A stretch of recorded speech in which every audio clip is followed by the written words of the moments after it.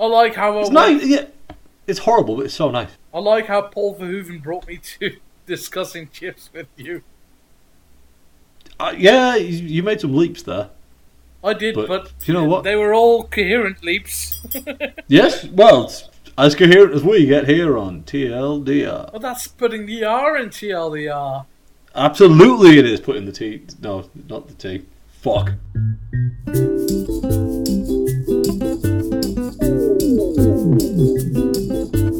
Say that again. Soundbite.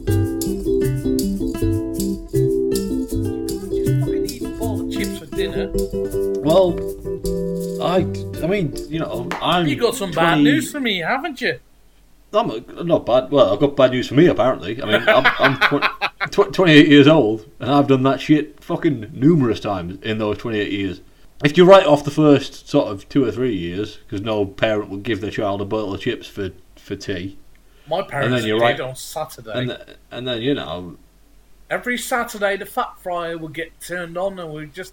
eat chips and then... Is this why you've got such a fucking thing about it? Because you were forced to eat a bowl? Like, maybe? I don't know. The amount of times I've eaten a bowl of chips as a meal and that's it. As an adult or as a kid? No, through my entire life. Like, just one portion of chips, that's your meal. I've not had that many times. I don't know, because I think I had a shift somewhere in like my early 20s.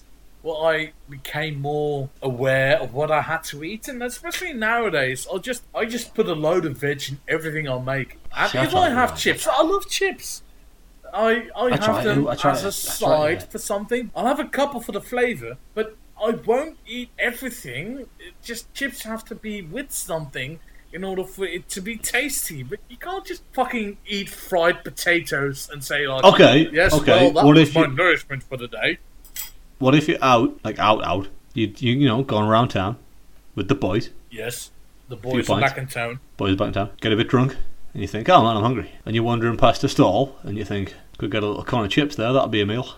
That's completely different, though. How so? Because at that point... Because your judgment is impaired? Not only are you somewhat impaired, I would not only just order chips, I would probably order a burger as well. Okay. That said, though, if there's one thing I do know about Dutch culture, it is that Dutch street food is streets ahead of ours. Is what? Streets ahead. Yes. Especially in the cone of fries serving steak. There was a guy recently on my high street, my hometown, who had, you know, a little stall there selling freshly made fries. Get a cone of fries. Come and get your fries, that kind of thing, yeah? Yeah. Big menu, or you can get any kind of fries. You can get, you know, spicy fries, salted fries, this kind of sauce, that kind of sauce, right? Yeah.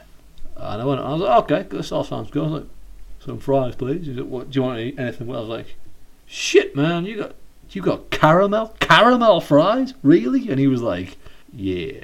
And I was like, where the hell does all... I was like, hang on, baconaise? You got baconaise fries? And he was like, you're damn right. And I was like, where's all this shit come from? And he was like, well, to be honest with you, I stole the idea from Amsterdam. Because there's tons and tons of like street vendors that have these stalls in Amsterdam and like the surrounding cities, presumably. And he was over there and he was like, fuck man, there's nothing like this in England. I could clean up. That's definitely a very clever idea. It's one of our biggest... Is that a thing though? Is that like a thing? Is there tons of like fry stalls in the Netherlands? Or was this guy bullshitting me? No. Trying to make his wares sound more exotic. In Amsterdam, there's quite a few, in the bigger cities as well, there's quite a few specialist fry stores indeed. And there's I've never, in that case, he told true. And there's like satay sauce, or with chopped onions, or with curry and mayonnaise. Or the worst one is, when I first moved to England and I got back, something had been exploding and I came back, everybody was ordering a chips hair salon. In Dutch, it's a kapsalon. What the fuck is that? A hair salon. And I was like, the fuck's that? Well, it's, portion of chips, yeah, and with some doner meat on it. I'm like, what, like kebab? Good so far. Kebab, yeah. Right, and then they put salad on it. I'm like, yeah. And then they melt cheese over it. I'm like, and that's it. Yes. Why is it called a hair salon?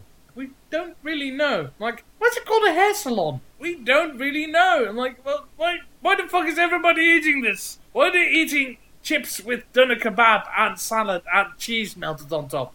Well, and in the wrong order. I think so too. Like, you could buy that in an open thing. But it's like, they call it a hair salon. You could get cheesy chips with it on a kebab, but it'd be open. You wouldn't have to eat through the shit to get to the meat and the kebab. Like, what would the... But, you know, the cheese is probably because we live in Holland, and everybody in Holland loves cheese. Everybody everywhere loves cheese, man. Come on. Yeah, well, not everybody, because my niece doesn't. I think in like 1,000 years, right, when like when the globe has become like one, there's gonna be this weird thing happens where like we're all living on tiny little icebergs, or not icebergs, like landbergs out in the middle of the oceans.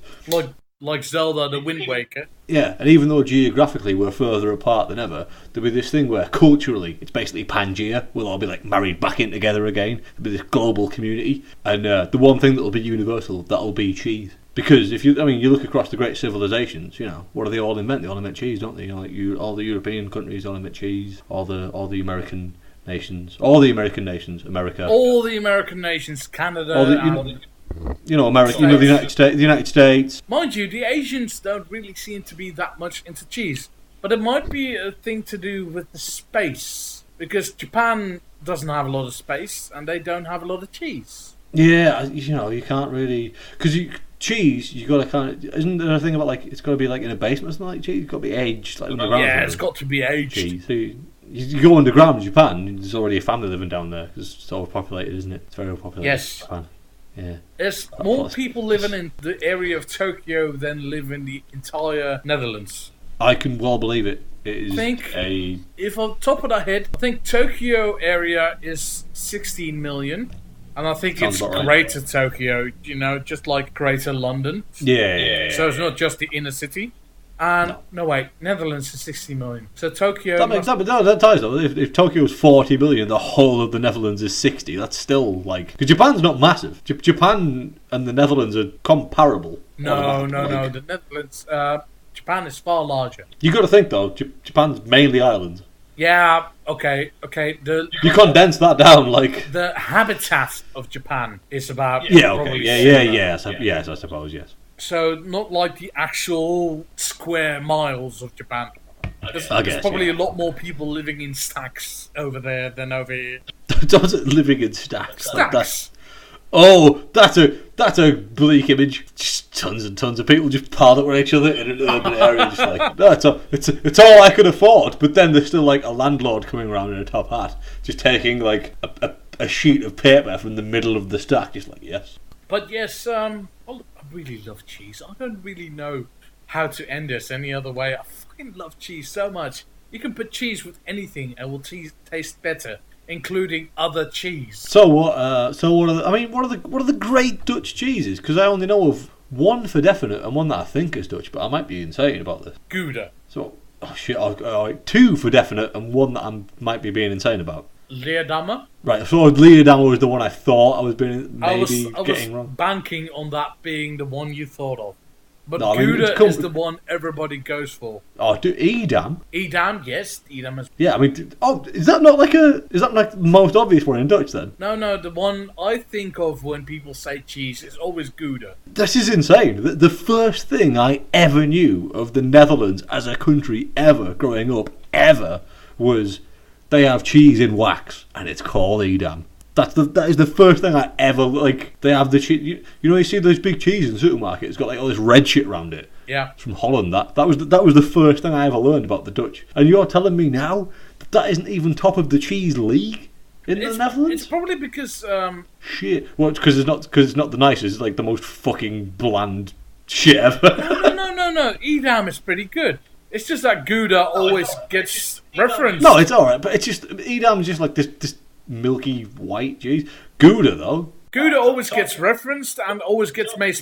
Gouda all the really? People always make puns with Gouda, so that's. Well, it's just that I think the thing that I've got like Baby Bell is a thing. But is that French? Is it French? I think it's something, but like it looks like Edam. Like when you go around the supermarket, the link you would make is that it's in the red wax stuff, and the Edam's in the. Oh, it must be the set. Like, do you know what I mean? It's Which such is a big very part similar of culture. to Edam cheese. Fucking hell! But it was launched in France. Okay, so they made it similar to Edam cheese, but in France. Yeah, I mean, to be honest, it's not the same as Edam cheese because it tastes, of course, not processed.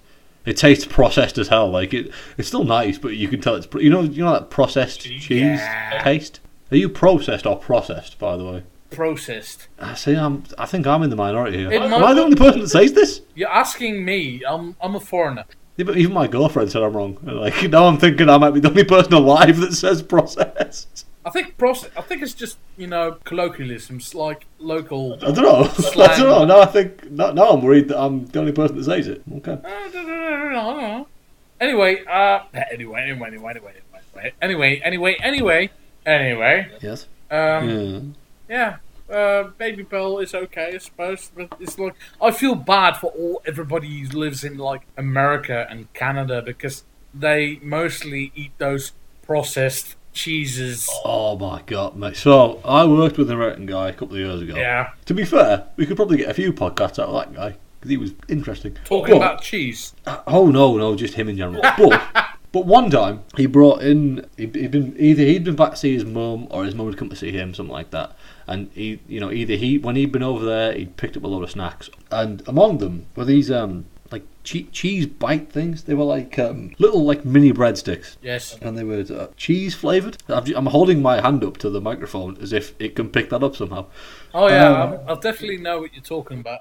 I read the packet before I tasted it, and it said something along the lines of like cheese flavouring. It didn't say anywhere on it. Nowhere on the packaging did it guarantee actual cheese. It just said like cheese flavouring. And that's when you know you have to run away from whatever. No, well I didn't. I looked at it, and he was like, "Go on, Stu, try it." Okay, it was the fucking worst. Oh my god. That's the thing, though. The moment it says based on cheese products or cheese flavouring, you run the fuck away. It didn't. Oh yeah, but even then I was curious. Like, what is it going to taste like? It didn't taste like anything. It was awful. It was absolutely awful. It was probably the worst thing I've ever tasted. And I've eaten a raw tomato. But that's the point, though. You buy a pizza from the store. And it says based on cheese products, don't buy it because it won't have any extra cheese. Those byproducts, man, they'll get you. You buy one of those packets of cheddar cheese slices that are fucking orange, and the ones that a lot of these, chip shops use for their burgers. Yeah, but don't use those because it's not actual cheese. I have the same argument about those that the Americans have, though. It's not cheese. Yeah, but it tastes nice, though. They do taste good, though. That's Stockholm syndrome. No, man, they taste good. They don't taste as good as real cheese, clearly, but like I don't like them. Oh man, I don't know, they're pretty good. You know what else is Stockholm syndrome? Yeah. Sonic the Hedgehog.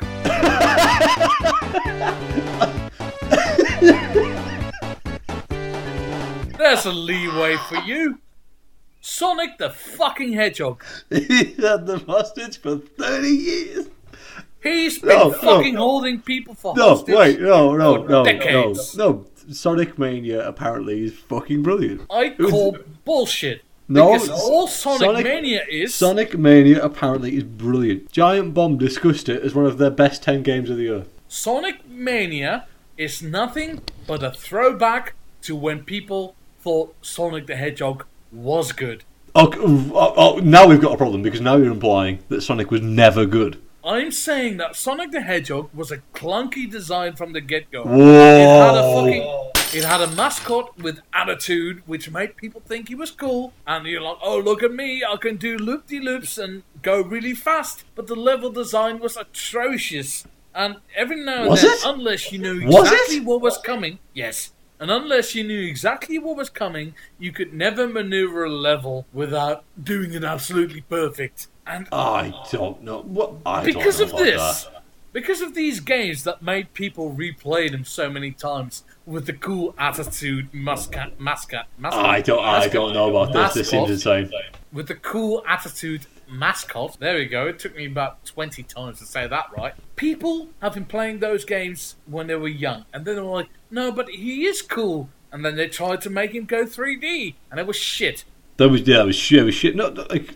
Okay, so before we go through the whole history, and it was shit.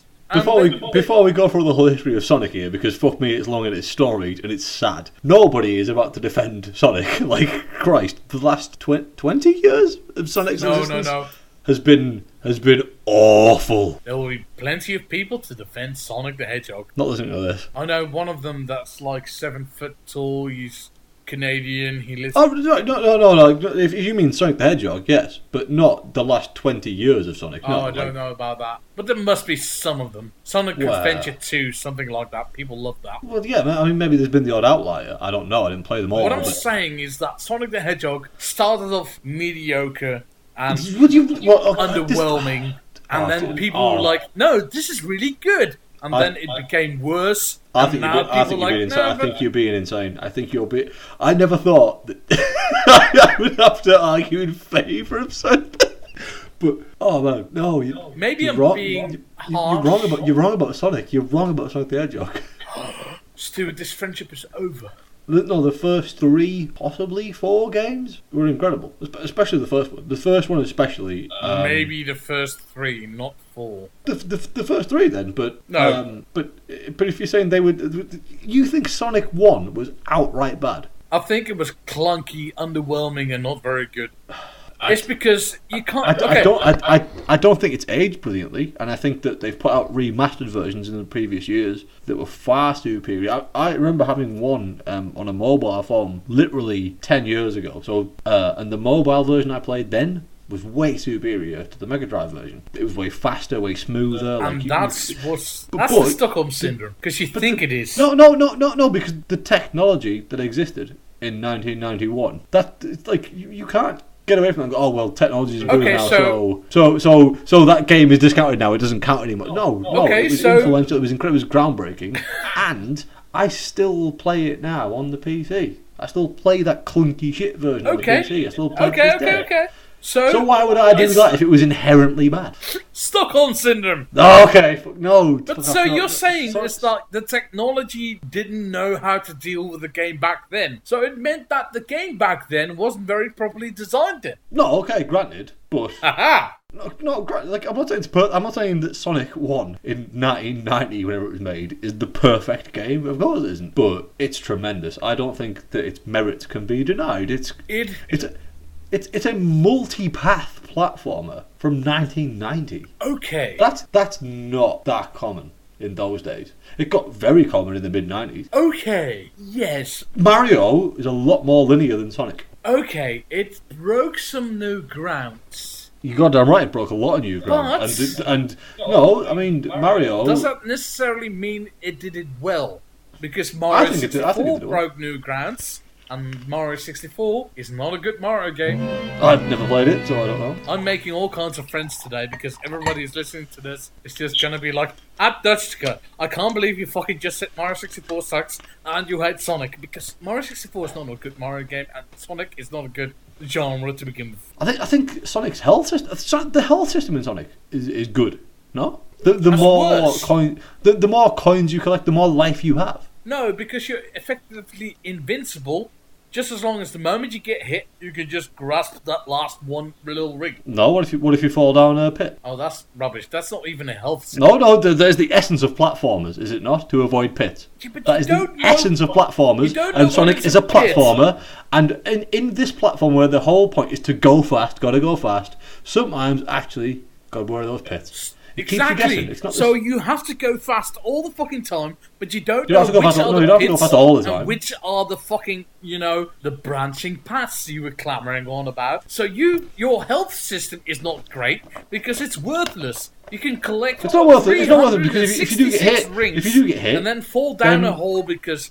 That 0.3 seconds you just responded a little bit too late. You just fell down just before that. Because if you do get hit, he does the big woo, throws his hands up, and all the coins fly out, or the rings fly out. Sorry, and then you've got at least a second to grab at least one ring, one of those rings, and that immediately renews your invincibility. So what's the problem? No, but that's all you're losing there is high score. That's all you're losing there is high score. You're not losing invincibility. So it's not a great health system. That's horrible. It's the exact same. It's like in Mario, right? So if you start off in Sonic with 0 rings, you're starting off as small Mario. You grab some rings. You listen. You become Mushroom Mario, and then you get hit, right? Mushroom Mario, you just become small again. Terminology is Super Mario, thank you very much. Well, I suppose when you get the mushroom, you are Super Mario. So you take the mushroom, you become Super Mario, you get hit, you become Mario again. But Sonic, that's a 50-50. Sonic can immediately, effectively eat that mushroom again. If you're small, Mario, you've got to wait and hope that there's going to be another mushroom in that level somewhere. You don't have the problem with Sonic. That makes it better because you are now more on edge, trying to anticipate danger better. With Sonic, I'm not. like you're just... To be clear, I'm not here to argue that Sonic is better than Mario. Fucking hell, I'm not fucking insane. Like, the moment Jesus. you get hit in Sonic, it's like, oh, I'll have to get this one ring, and then you're fine again. But your high score of all the rings you've collected is superfluous. Well, this is the thing, is that the rings are a bonus, though. The rings are only there to protect you. The whole point is make it to the end of that level by hook or by crook. Like, but if you need can't because you don't know what the level is like, because you have to go as fast as you can.